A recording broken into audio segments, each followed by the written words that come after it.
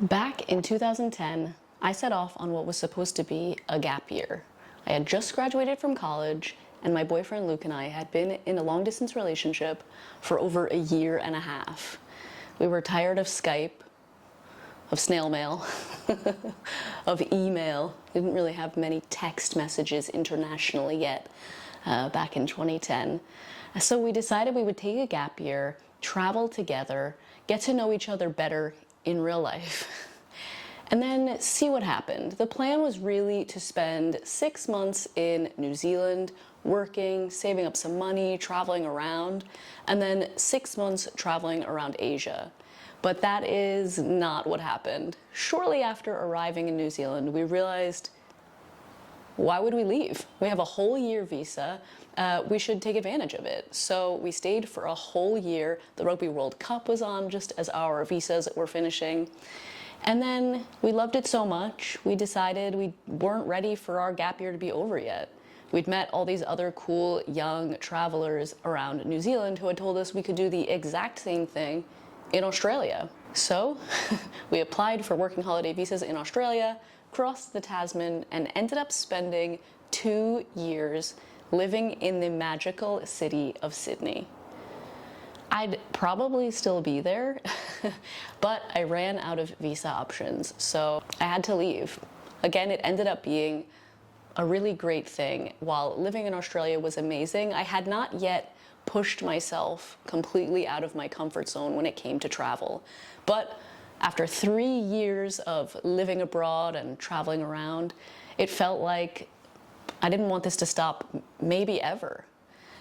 So I went back to the US, visited my family for the first time in a couple of years, went back to the UK to visit Luke's family, and we thought about what we wanted to do next. We figured we would try our hand at teaching English. It would allow us to live in a completely new country.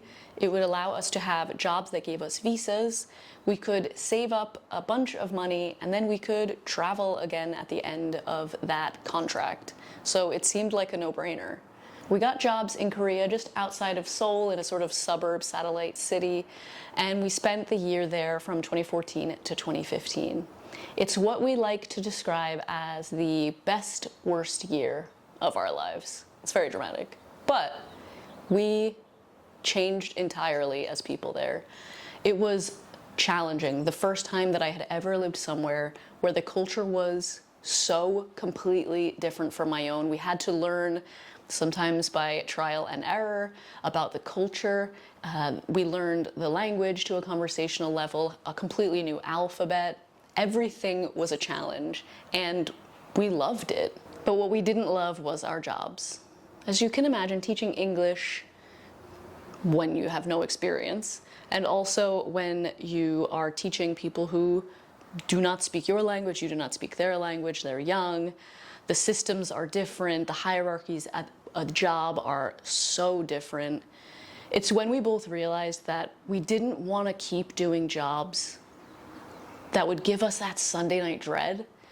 So after our year in Korea, we took 5 months to travel around Asia. We spent time in Japan, Taiwan, the Philippines, and then a month each in Vietnam, Cambodia, Thailand, and Laos. And we spent much of our time talking about what we wanted our future to look like. Up until this point, we were choosing the country first, and then finding jobs that would allow us to live there, to support ourselves there, and enjoy that destination. It was about the destination first. But now, from 2016, it started to become about the job. I knew that I wanted to get back into writing. I wanted it to be my job somehow, some way. Blogging was just starting to become something that you could support your travels with, if nothing else. And Luke wanted to get back into soccer coaching. So we had to figure out a way to align those two. And it became no longer about choosing the destination first. It came about selecting the job that would allow us to live in this country, whichever it may be. But we knew at this point in 2016, we didn't want it to be the US or the UK. mostly out of stubbornness, but we were still so much enjoying this life abroad. We thought we could do it forever. So in July 2016, we moved to Mexico City because Luke got a job opportunity there. That's when I started this channel, when I started my first website, Eternal Expat, and when we both really doubled down on trying to build lives, not just around travel, but around all of the things that we were passionate about. How could we have sustainable careers in things that we didn't feel like we needed to escape from? We honestly thought we would live in Mexico City for 1 year. We left with the idea that it would be a really great opportunity for Luke to get some experience, and I could sort of bumble my way through that first year of learning how to be a freelance writer, getting some copywriting jobs, building up my website and overall business without too much concern about cost of living, because Luke's job was covering a lot of our expenses. But as many of you know, we ended up staying in Mexico City for 4 years. And much like what happened in Australia, we'd probably still be there now if it wasn't for what happened in 2020 and Luke having to essentially stop working because no sports, especially sports relating to kids, were operating in any way. That is when we decided to pack up our apartment and head to the beach. We spent much of 2021 in San Jose del Cabo. I was still working, of course, making lots of videos about San Jose. That is when many of you joined me on this journey. But Luke was applying for jobs. We were thinking about where we might go next. And that is when he got the opportunity to work in Lithuania. I was super excited. We were both had in our heads that we might like to return to Europe at some point and live there. Lithuania was not the country we thought that was going to be it for, but the visa process was very smooth. The job was a great opportunity, and it meant for my business that I would have cheap Ryanair flights to tons of different countries, and I could spend a lot of time building up a European leg of this business. And we spent 2 years in Lithuania. It's amazing how as you get older, these years, they go quicker. And while those years weren't the best, worst years of my life, Korea still holds the crowning glory for that. I was traveling around Europe, taking trips to Italy and Greece and France and Spain, and I did a Eurail trip around Austria and Germany and the Czech Republic, and I had so many incredible experiences, but often that was because I was seeking a way out of Lithuania. And this isn't Lithuania's fault. As you have seen from many videos that I made while I was living there, it's an incredibly beautiful country. For the most part, the people are kind and helpful. But we lived in a pretty rural part of the country, away from the bigger cities where people speak English, where there are other outsiders, where there are people who have had similar experiences.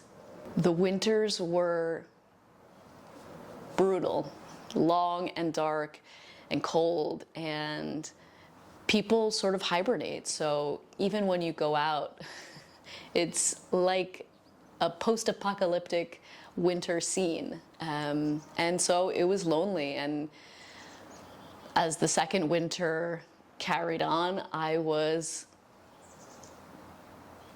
really unhappy. It was really hard, and I think it was hard for both of us.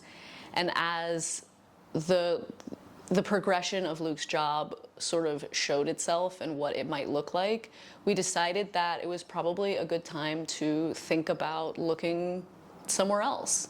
So we made a list of the things that we thought would make us happiest in a new place to live and a few non-negotiables. We were 35 at this point. We've been living abroad for over 12 years, and we'd been living in our second, third, and then fourth languages for 8 years. So we thought it might be nice to try to live somewhere a little bit easier. A few of the things on the list included a country where we could speak either English or Spanish, somewhere where we could be close to nature, but still be within at least a medium-sized city, somewhere where the winters weren't quite so long, or at least not so harsh. And then, of course, Luke had some of his own prerequisites for the type of job that he wanted that he felt like could really progress his career. It was also important to me to be near an airport that would allow me to at least be connected internationally, that maybe if not a hub, was at least a minor hub within somewhere in the world. And an opportunity arose that nobody was expecting. And we ended up saying yes to a country that I swore for 13 years that I would never move to. Nobody's more surprised than me, to be honest. Okay, my mom. My mom is more surprised than me. But I am the second most surprised person in this situation. We moved to the US.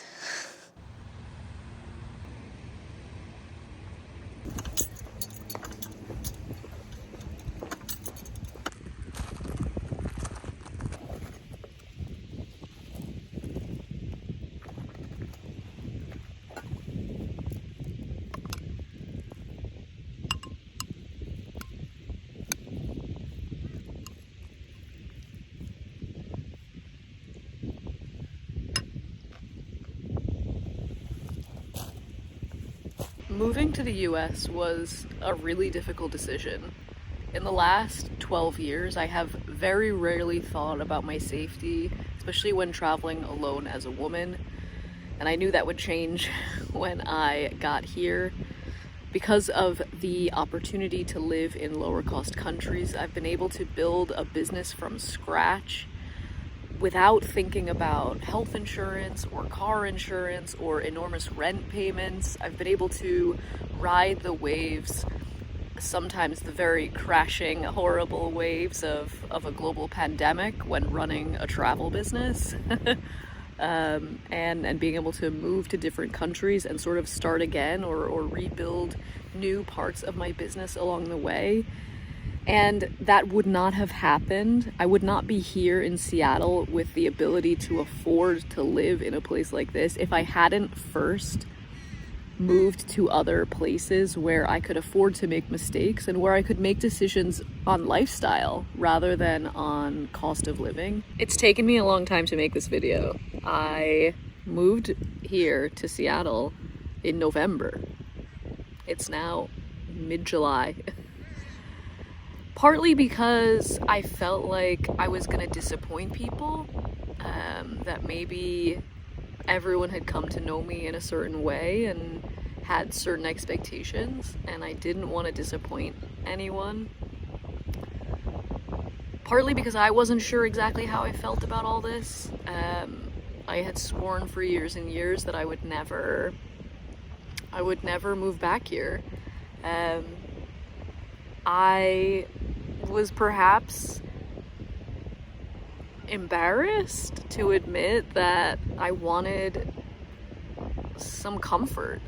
And then when I got here and everything was so easy, the stuff that has been hard for 8 years, I don't have to worry about answering the phone when I don't know the number or answering the door when someone's ringing the doorbell and I'm not going to be able to understand what they're saying. If something happens with our car or our apartment or I need directions, like I can just ask and I know that I'm going to be understood and I'm going to be able to understand. And the relief of that after so many years of having anxiety, sometimes just leaving the house or doing simple things, it was really weighing on me over the last couple of years, and I'm really happy right now. I've gotten everything that I thought I wanted. I can come to the beach and have breakfast on a Thursday morning. No one's here. It's not perfect, obviously. I do at times feel unsafe, especially here in Seattle. There's a big addiction and homelessness problem that cannot be ignored. There have been school shootings, 2 that I know of in the last couple of months. The cost of living here is prohibitive. It's incredibly high. And in order to sustain a quality of life here that we've had in other countries, we've had to make other sacrifices. I mean, the price of gas here. Having a car, we haven't had a car since 2011. And I remember why now, because there's always costs. We bought a used car, we've had to replace the tires, we've had to get an oil change, gotta go get a new headlight. We got a crack in our windscreen, it cost me $65 to fill it in. So yeah, it adds up quick. Easily spend $200, $150 a week on groceries. It's definitely been a shock to the system to sort of have to look at prices and to really think about every decision. Again, when you live in a place where the cost of living is more affordable, life doesn't have to be that way. The healthcare system here is something that I'm still struggling to understand how to navigate. After living in systems where I had access to public health care, or like these sort of mixed public-private systems where things are subsidized, or simply in Mexico where you could go to a doctor. I had my doctor's like WhatsApp number, you know, like to message, make appointments, and pay out of pocket almost nothing. So that's been also a challenge to really understand how to get the best health insurance without spending all the money.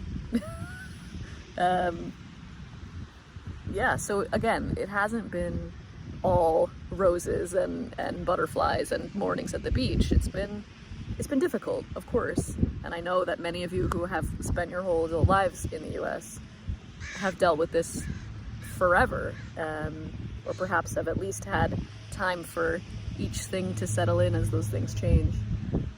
But it's all brand new for me. I left at 22, right after graduating from college, and I've never been an adult here. So I'm learning how to be one at 36.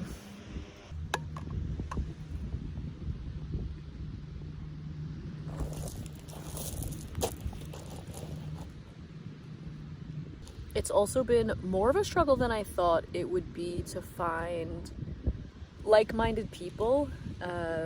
I've met some really awesome people. I'm building a community here that I've never been able to build when living abroad. But the mentality here, at least in Seattle, I can't speak for the entire country, is that everything has to be optimized. Everything has to be productive. And that must be exhausting. Even people's hobbies are taken to a level of practice that, I don't know. I want to live a life of balance. I want to slow down. That's one of the reasons I came to the US, which is funny because I don't think that anyone would say that.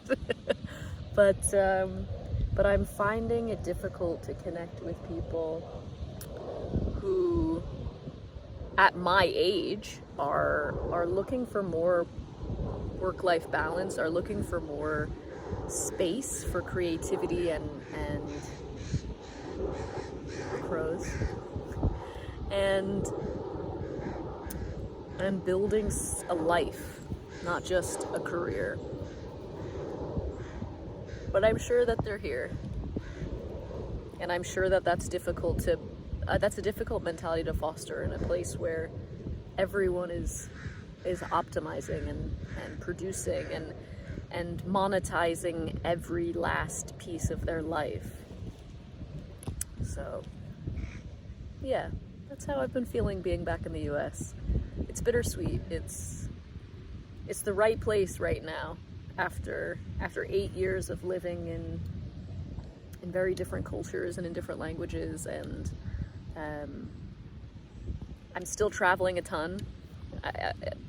This year alone, in 2024, I've been to Mexico twice. I have been to California, to Portland, to Arizona, and I have another 2 trips to Mexico lined up for the rest of this year.